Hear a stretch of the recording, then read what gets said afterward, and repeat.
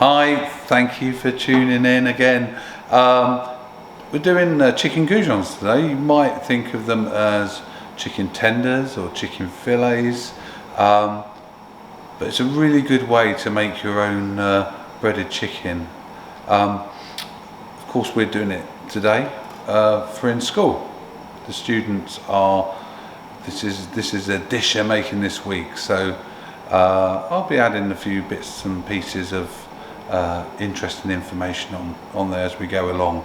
So let's get started. Fantastic. So I've got a nice chicken breast here, or chicken supreme. It's boneless and it's a really good source of protein.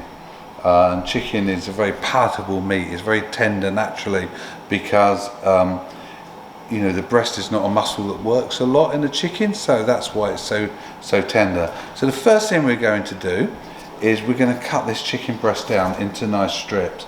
Now remember, use the claw. The claw means it's very safe when you're handling your knives, yeah? You know where your fingers are at all times. Now try and make these the same thickness, right? Because we like things to have that uniformed effect, and we also like things to be able to cook at the same rate.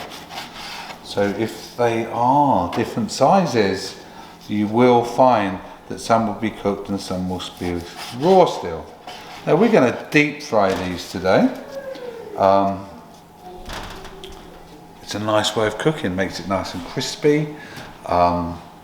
You can control the temperature in it, and then you get that lovely even colour, and that's really important, isn't it?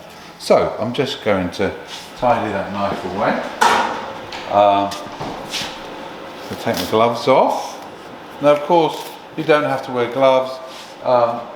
Just make sure that when you handle meat you don't cross-contaminate. So we're using the red board here today. If you're at home, just make sure that after you've cut the raw meat that you wash it thoroughly in hot detergent, yeah, to stop that cross-contamination.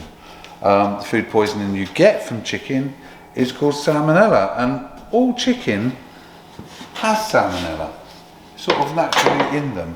So we have to make sure that when we cook it thoroughly. It's not like steak where you can have it, you know, medium rare or rare. You know, we do need to make sure our chicken is cooked thoroughly, and the core temperature is 75 degrees, so you know it's cooked. If you don't have a temperature probe,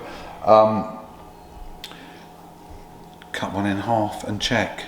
Yeah, that's one. So in here I have some seasoned flour, some beaten egg, and some fresh breadcrumbs.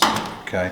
Remember in the earlier videos, breadcrumbs are incredibly easy to make, so don't throw any stale bread away. Just keep them, put them in your food processor. If you don't have a food processor, you can grate them on a normal grater. It's a bit of a task, but you can do it. So this is called pane. Okay, pane.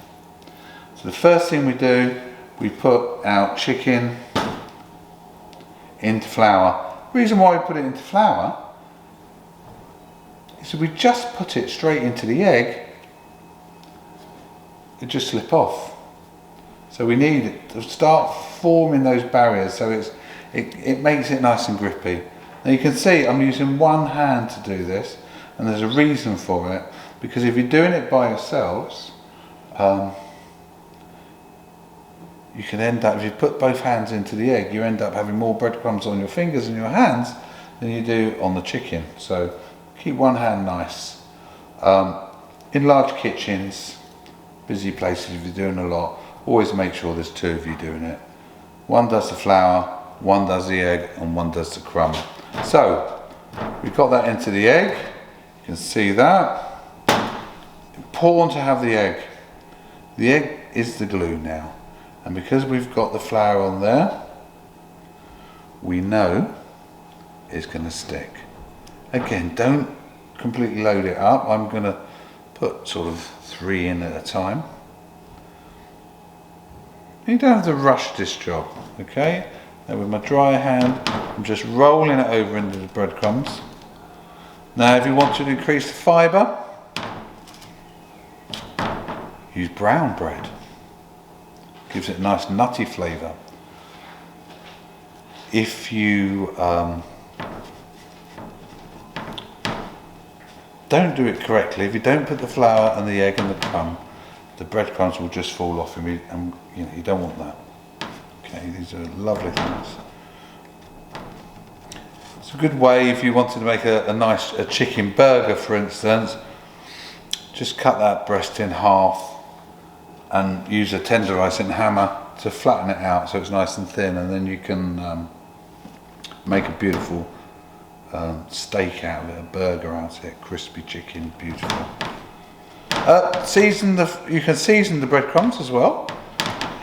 If you want it southern fried style, you can put some chilies in there, just to spice it up a little bit. Lots of black pepper. So the great thing about these sort of things, you can customise it to what you like. And here they go. So we're almost there.